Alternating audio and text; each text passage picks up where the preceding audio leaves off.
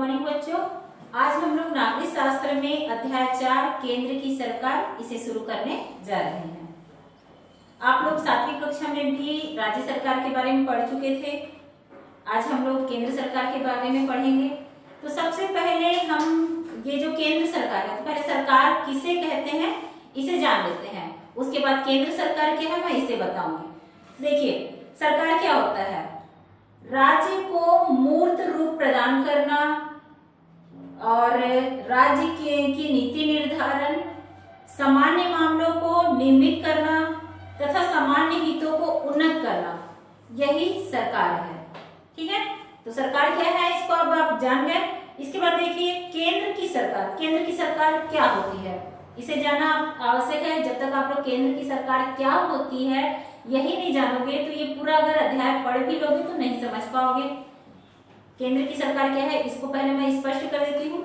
केंद्र की सरकार को यूनियन गवर्नमेंट कहते हैं। इंग्लिश में जो है केंद्र की सरकार को यूनियन गवर्नमेंट कहते हैं।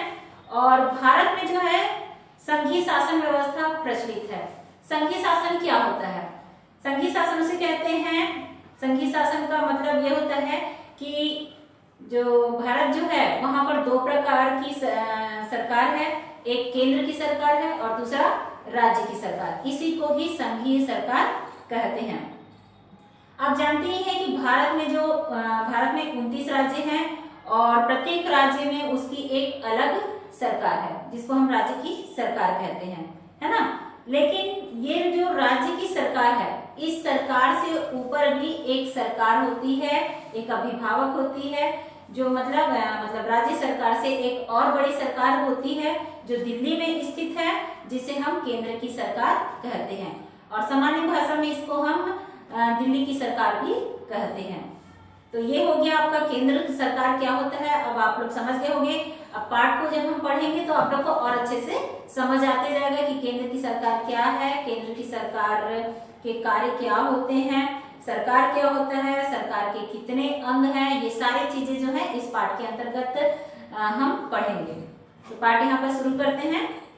हमारे देश में राज्य सरकारों के अलावा एक और सरकार है जो पूरे देश के कई मामलों जैसे रक्षा, डाकघर, बैंक, रेल सेवा आदि की देखरेख करती है और पूरे देश के लिए कई विषयों पर कानून बनाती है। इस सरकार को केंद्रीय सरकार कहते हैं। अब यहाँ पर और स्पष्ट हो गया होगा कि केंद्रीय सरकार किसे कहते हैं। मैंने आप लोगों को पहले ही बताया कि केंद्र की सरकार को इंग्लिश में यूनियन गवर्नमेंट कहते हैं और केंद्र सरकार जो है मतलब राज्य की, हम जिस राज्य में रहते हैं वहां की सरकार से ऊपर एक और सरकार होती है, उससे बड़ी एक सरकार होती है जिसको हम केंद्र की सरकार या दिल्ली की सरकार कहते हैं। ये जो सरकार होती है इसका काम क्या होता है कि पूरे देश के कई विषय पर जैसे बैंक, रेल सेवा, यहाँ पर डाकघर, बहुत से कार्य जो होते हैं उन्हीं से संबंधित कई विषयों पर जो कानून बनाती है उसी ही हम केंद्र की सरकार कहते हैं। इस सरकार के कार्य देश की राजधानी दिल्ली से किए जाते हैं। दिल्ली जो कि हमारे देश की राजधानी है, तो इस सरकार का जो भी कार्य होता है वह दिल्ली से होता है। इसके बाद देखिए संसद। संसद क्या होता है? पूरे देश के लिए कानून बनाने का कार्य लोकसभा और राज्यसभा करती है, जिसमें राष्ट्रपति का हस्ताक्षर होना अनिवार्य होता है। ठीक है, पूरे देश के लिए कानून बनाने का कार्य जो है लोकसभा और राज्यसभा करती है, जिसमें राष्ट्रपति का हस्ताक्षर होना अनिवार्य होता है। राष्ट्रपति तथा इन दोनों सदनों को ही मिलाकर संसद कहा जाता है। ठीक है, संसद किसे कहते हैं अगर पूछा जाएगा तो बताएंगे कि पूरे देश के लिए कानून बनाने का कार्य जो है लोकसभा और राज्यसभा करती है, जिसमें राष्ट्रपति का हस्ताक्षर होना अनिवार्य होता है और साथ में ही राष्ट्रपति तथा इन दोनों सदनों को ही मिलाकर के संसद कहा जाता है। ठीक है, आप अपनी बुक में संसद भवन का चित्र भी देख सकते हैं। और ये जो संसद भवन है ये भारत की राजधानी दिल्ली में स्थित है।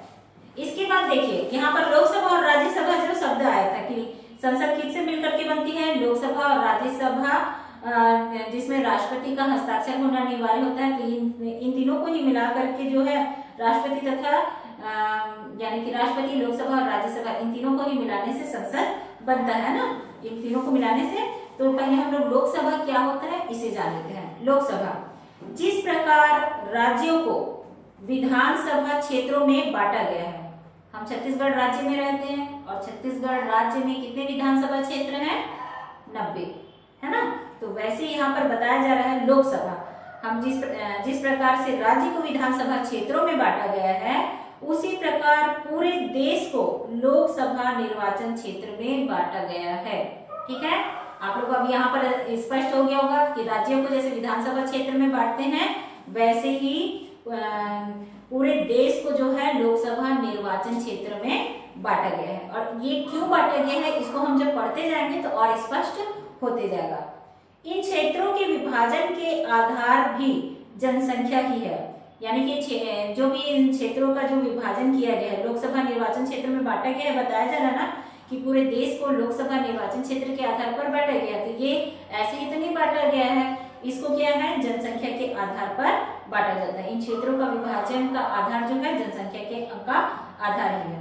लगभग 10 लाख मतदाताओं में एक संसदीय चुनाव क्षेत्र बनाया गया है।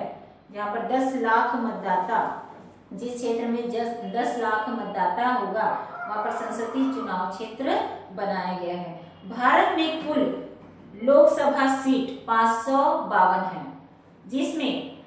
जिसमें से 545 सदस्य कार्यरत हैं। ये 552 है और 552 में ही 545 सदस्य जो हैं कार्यरत हैं, मतलब कार्य में लगे हुए हैं।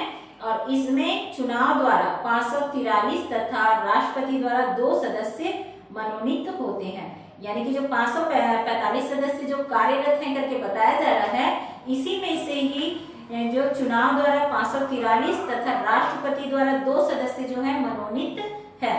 हमारे छत्तीसगढ़ में 11 लोकसभा क्षेत्र है। इसको याद रखेंगे ना कि छत्तीसगढ़ में अगर कितने विधानसभा क्षेत्र हैं, तो 90 विधानसभा क्षेत्र हैं, और कितने लोकसभा क्षेत्र हैं, तो 11। लोकसभा के सदस्यों का चुनाव जनता के द्वारा होता है। इसके सदस्यों का कार्यकाल 5 वर्ष का होता है। इसको याद रखेंगे कि लोकसभा का कार्यकाल जो है 5 वर्ष के लिए होता है, और इसके सदस्यों का जो चुनाव है वो जनता के द्वारा ही होता है।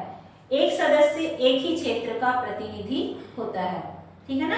एक सदस्य एक ही क्षेत्र का प्रतिनिधि होता है। जिस प्रकार से हमारे राज्य का जो सरकार है वो केवल उसी राज्य का सरकार रहेगा, दूसरे राज्य का नहीं, वैसे ही एक सदस्य होगा वो एक ही क्षेत्र का प्रतिनिधि होता है। इसके बाद हम लोग देखते हैं राज्यसभा। केंद्र में सभी राज्य सरकार के प्रतिनिधि हो, इसके लिए एक और सभा का गठन किया गया, जिसे राज्यसभा कहते हैं। अब क्या बताया जा रहा है कि केंद्र यानी कि दिल्ली के बारे में, दिल्ली की सरकार जो है केंद्रीय सरकार है, तो यहाँ पर जो है सभी राज्य सरकार के प्रतिनिधि हो, यानी कि सभी राज्य सरकार के सभी जो है केंद्र में सभी जो है राज्य सरकार के प्रतिनिधि हो, इसके लिए एक और सभा का गठन किया गया, जिसे राज्यसभा कहते हैं। इसे राज्य सरकार की प्रतिनिधि सभा भी कहते हैं। राज्यसभा में 250 सदस्य होते हैं, इसको याद रखेंगे। लोकसभा में कितने सदस्य होते हैं और राज्यसभा में कितने सदस्य होते हैं? राज्यसभा में 250 सदस्य होते हैं, जिसमें से 238 सदस्यों को राज्य सरकार चुनकर भेजती है, और 12 ऐसे सदस्य होते हैं जिन्हें कला, विज्ञान, साहित्य, संगीत आदि क्षेत्र में ख्याति प्राप्त होती है। उन्हें राष्ट्रपति द्वारा मनोनीत किया जाता है। छत्तीसगढ़ राज्य से 5 सदस्य मनोनीत हैं। यहाँ पर जो राष्ट्रपति द्वारा मनोनीत किया जाता है, 12 ऐसे सदस्य होते हैं जिन्हें कला, विज्ञान, साहित्य, संगीत और आदि के क्षेत्र में ख्याति प्राप्त होती है। इन्हीं को जो है राष्ट्रपति द्वारा मनोनीत किया जाता है। तो जो 12 सदस्य राष्ट्रपति द्वारा जब मनोनीत किए जाते हैं, उनमें से 5 सदस्य जो हैं छत्तीसगढ़ के हैं। राज्यसभा सदस्यों का कार्यकाल जो है 6 वर्ष के लिए होता है। लोकसभा का कार्यकाल 5 वर्ष के लिए होता है और राज्यसभा का कार्यकाल जो है 6 वर्ष के लिए होता है। अब संसद का क्या कार्य है, इसको देखते हैं। संसद का प्रमुख कार्य कानून बनाना है, दूसरा मंत्रिमंडल के कार्यों की समीक्षा करना है और जवाबदेही सुनिश्चित करना है। मतलब क्या बोल रहा है कि संसद का प्रमुख, अब संसद किनसे मिलकर बनता है? लोकसभा, राज्यसभा और राष्ट्रपति, इन तीनों को मिला करके जो है संसद बनती है।